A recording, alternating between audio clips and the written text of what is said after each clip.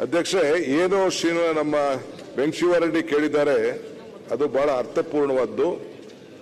ಇಲ್ಲಿ 18 ಟಿಎಂಸಿ ನೀರು, ಈ ನೀರು ಫಸ್ಟ್ ಕುಡಿಯೋ ಈಗ ಬರ್ತದೆ ಅಂತ ಹೇಳಿ ಲೆಕ್ಕಾಚಾರ ಇದೆ. 24 ಟಿಎಂಸಿಲಿ 14 ಟಿಎಂಸಿ ನಾವು ಕುಡಿಯೋ ನೀರಿಗೆ ಕೊಡಲೇಬೇಕು. There is no option.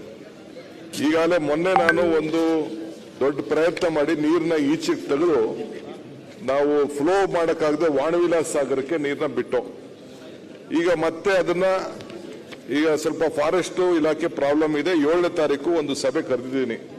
ಅವ್ರ ಫಾರೆಸ್ಟ್ ಅವ್ರಿಗೆ ಪಾಪ ನಿಮ್ಮ ತುಮಕೂರವರು ಮತ್ತು ಹಾಸನದವರು ಜಾಗನೂ ಕೊಟ್ಟಿದ್ದಾರೆ. ಕೆಲಸ ಮಾಡಕ್ ಬಿಡ್ತಾ ಇಲ್ಲ. ಕೆಲಸ ಮಾಡಕ್ ಬಿಟ್ರೆ ತುಮಕೂರವರೆಗೂ ನೀರು ಈ ವರ್ಷ ಕೊನೆ ಒಳಗಡೆ ಹರಿಸುವಂತ ಒಂದು ವ್ಯವಸ್ಥೆನ ನಾವು ಮಾಡ್ತೀವಿ. ಅದಾದ ಮೇಲೆ ಈ ಮಧ್ಯ ಬಿಳುಗೋಡ್ಲು ಸ್ವಲ್ಪ ಪ್ರಾಬ್ಲಮ್ ಇಶ್ಯೂಸ್ ಇದೆ. ಅದರ ಮೇಲೆ ಪೈಪನ್ನು ಕೂಡ ಈಗಾಗಲೇ ಪೈಪಲ್ಲಿ ತೆಗೆದುಕೊಂಡು ಹೋಗೋಕ್ಕೆ ಸ್ಯಾಂಕ್ಷನ್ ಕೂಡ ಆಗಿದೆ. ಆದರೆ ತಮ್ಗೆ ನಾನು ಕೇಳ್ಕೊಳ್ಳೋದಿಷ್ಟೇ, ನಿಮ್ಗೊಂದು ಆತಂಕ ಇದೆ. ಏನಪ್ಪಾ ಅಂತಂದ್ರೆ ಈ ಕೊರಟಗೆರೆ, ಈ ಚಿಕ್ಕನಾಯಕನಹಳ್ಳಿ, ಈ ಅರಸೀಕೆರೆ, ಇದು ಮಧುಗಿರಿ, ಇವ್ರಿಗೆಲ್ಲ ಇದನ್ನ ಟ್ಯಾಂಕ್ ಫಿಲ್ಲಿಂಗ್ ಸ್ಕೀಮ್ ನ ತೆಗೆದುಕೊಂಡು ನಮಗೆ ಕೊಡೋದಿಲ್ಲ ಅನ್ನೋದು ನಿಮ್ಗೊಂದು ಆತಂಕ ಇದೆ.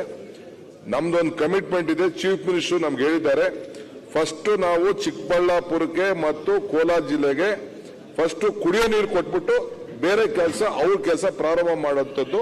That is our commitment. First ಕುಡಿಯೋ ನೀರಾಗ್ಲಿ, ಆಮೇಲೆ ಅರಸೀಕೆರೆಗೆ ಏನ್ ಸಿಕ್ಬೇಕೋ, ಮಧುಗಿರಿಗೆ ಏನ್ ಸಿಕ್ಬೇಕೋ, ಕೋಟಗೆರೆಗೆ ಹಾಕ್ಬೇಕು, ಆಮೇಲೆ ಇಷ್ಟೇ ಮಾಡೋಣ. ಫಸ್ಟ್ ನಮ್ ಡ್ಯೂಟಿ ಆ ಕೆಲಸನ ನಾವು ಮಾಡ್ತೀವಿ.